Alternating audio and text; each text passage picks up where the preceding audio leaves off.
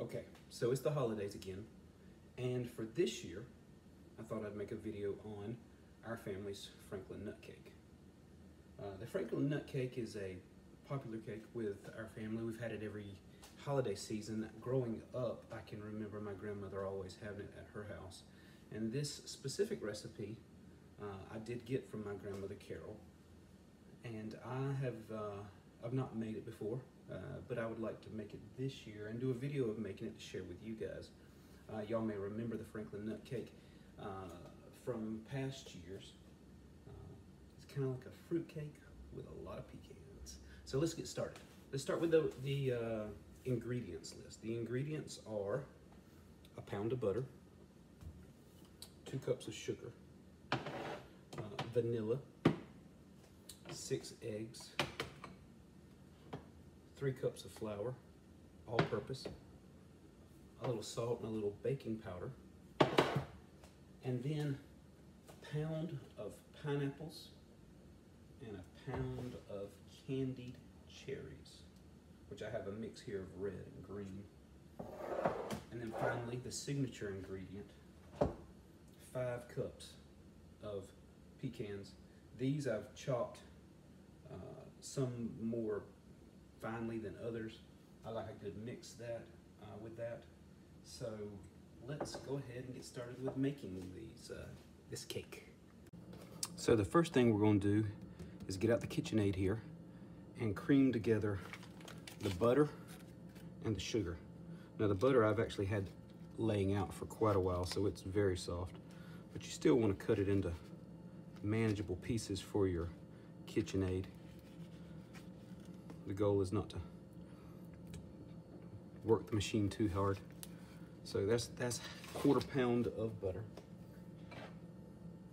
We have 2 cups of sugar here, but obviously we don't want to add all of it to begin with, so let's just add just the top layer of it.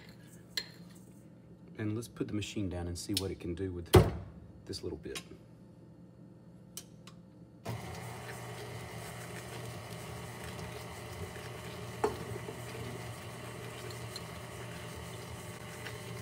It's actually working really nicely.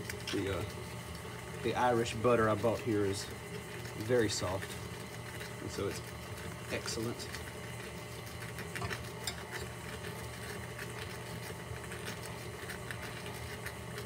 So that's a 1/2 pound of butter and a 1/2 cup of sugar. We're going to let that work for just another few seconds before we add the final 1/2 pound of Irish butter.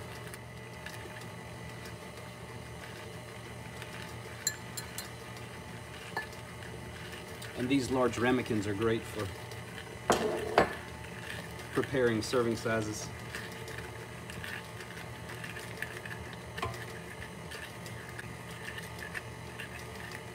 And of course, my favorite kitchen appliance for things like this is the KitchenAid, as it does all this mixing that I'd have to do otherwise by hand. I could only imagine my grandmother in the 1950s and 60s doing so much of this by hand, as KitchenAid appliances like this were fairly new and rare 70 years ago. The recipe calls for 2 teaspoons of vanilla. I kind of eyeball it most of the time just because I don't feel like you can go wrong with a whole lot of vanilla. So I don't think the little cap is a teaspoon, so we're going to do maybe 3 or 4 of them, just because we can. At this point, I'm going to stop the mixer and I'm going to scrape off the side a little bit, and then when we come back I will do each egg. So let's go ahead and stop the mixer, unlock it, and that right there is totally edible and delicious. But for mixing's sake, let's just use a little spatula like this. And I love the fall colors. Use a little spatula like this and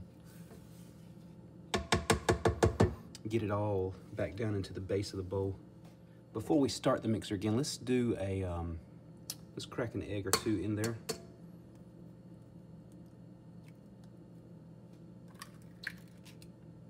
So 1, 2,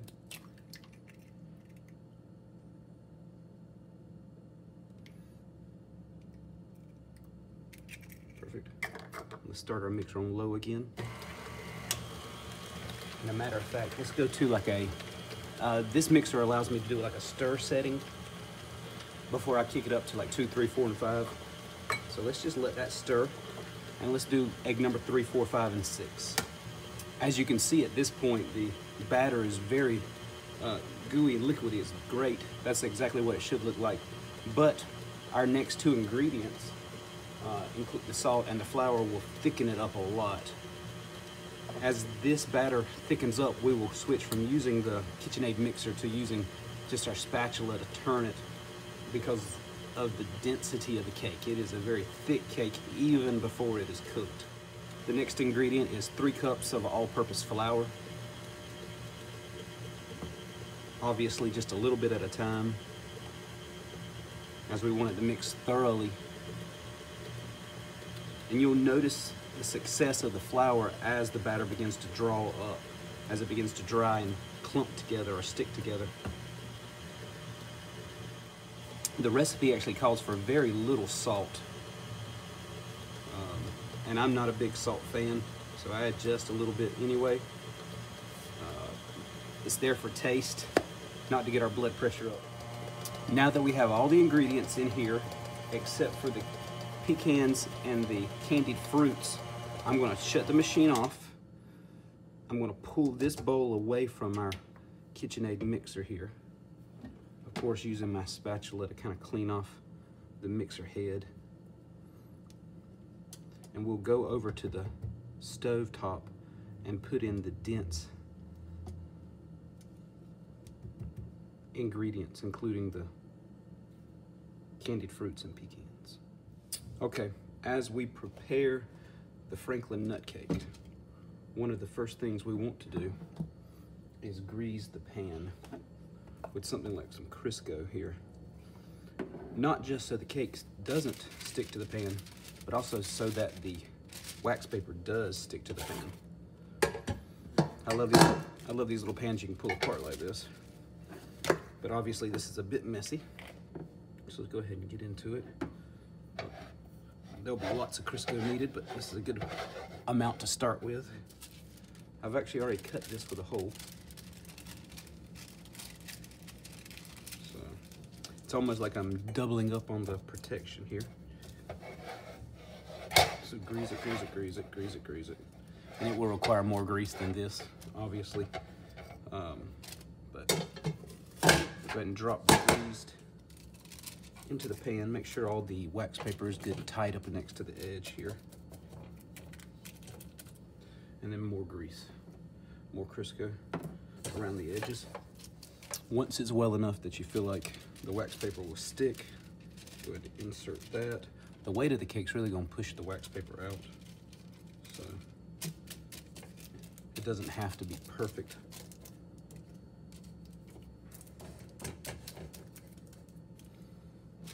That's one piece. This is the second piece, and this pan will require a third piece of wax paper cut like this for the cake.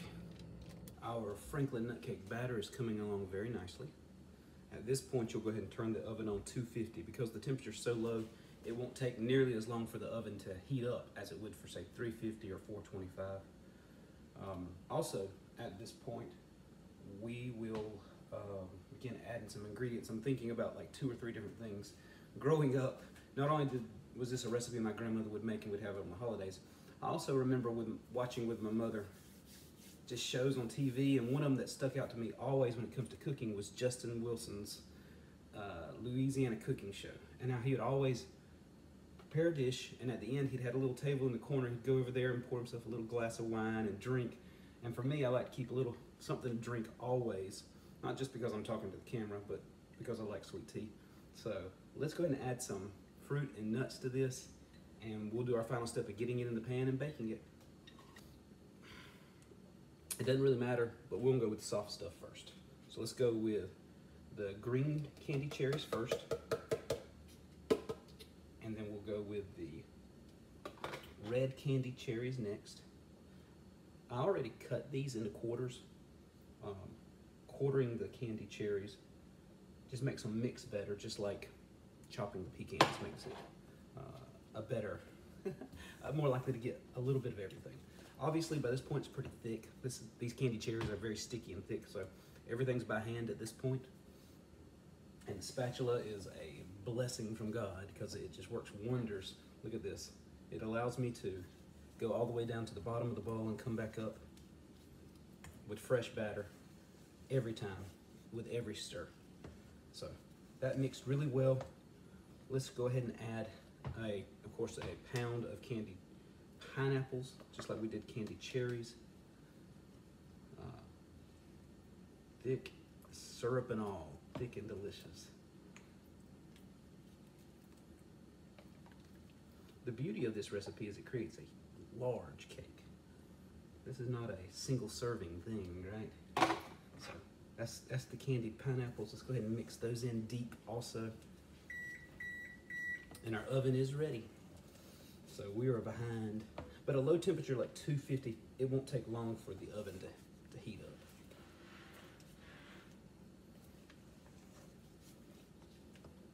Again, one of the issues with this is it's very sticky, and so getting the batter and the fruit to mix really well, it just requires lots of deep turns. Okay, so that is actually mixed very well, beautiful. Look at that. Those colors are exciting, red, green, and gold. Our final ingredient is going to be the pecans. This is a lot of pecans. Obviously with a Franklin nut cake, it's more of a nut cake than a fruit cake. But yeah, and they're various sizes. You see some that are quartered and then some that are chopped real fine. If you like them all fine, that's wonderful. If you want a little bit of a crunch in every bite, quartering them will be great. I wouldn't advise half. But yeah, let's just pour maybe 2 cups in there and let's start mixing that. Good gracious, look at that. Okay, so I have mixed our nuts with our candied fruit and batter. As seen earlier, I've lined this with first Crisco and now wax paper. The final thing I want to do is I want to dust the inside of this with some all-purpose flour. The cake is so heavy and it can be very sticky. We do want it to break free in 3 hours when it's done. So let's do this. Just a dusting is all you really need. Probably no more than a cup, but enough that the cake will let go. So, and with sticky fruits like that, it's not going to want to let go. So, now that this is in there, dusted, dusted, dusted, dusted, dusted.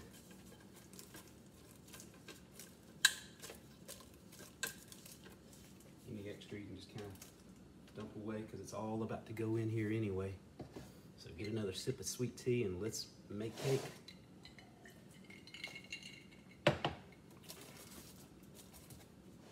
At this point, the wax paper should not move. So let's just scoops of our batter all the way around. And let's hope that this dish will hold all of this batter. It looks like it may work. We may get it all of it in there.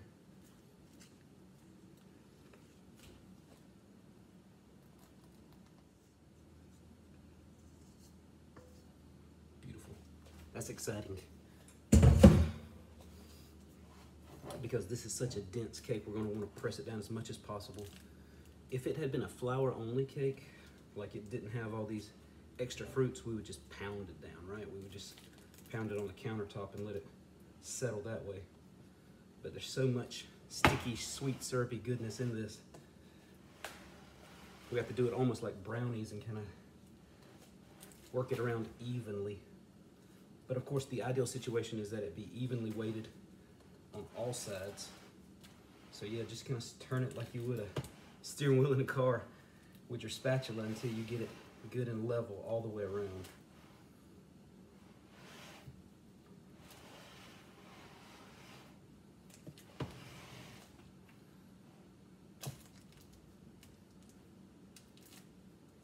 That is absolutely beautiful. Look at that. I would eat this now. This is beautiful. But that is everything. We've done all of our steps. We've prepared it. This thing feels like it weighs 10 pounds. So let's put it in the oven and we'll check on it in 3 hours.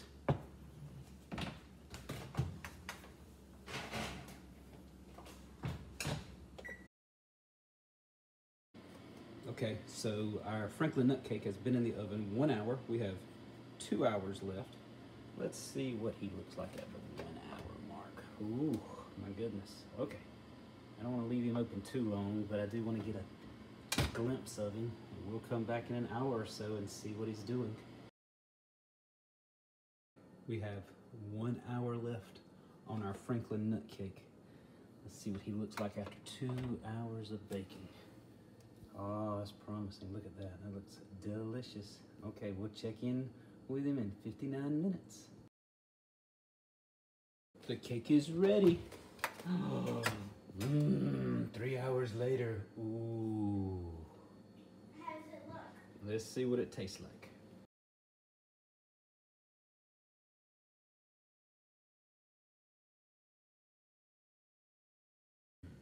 He's cooled. I've got him out of all of the wax paper and metal, and it's time to take a taste. I'm of the opinion if you're going to taste it, you might as well get a mouthful.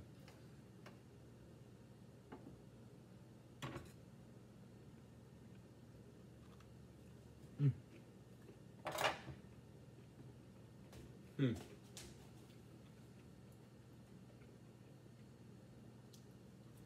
Mm.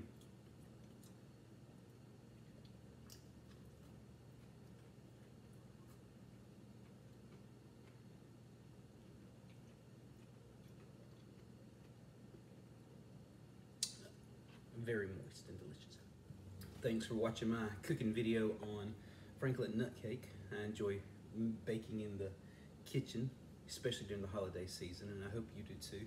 I look forward to your comments and memories about Christmas desserts all across our family. See you soon.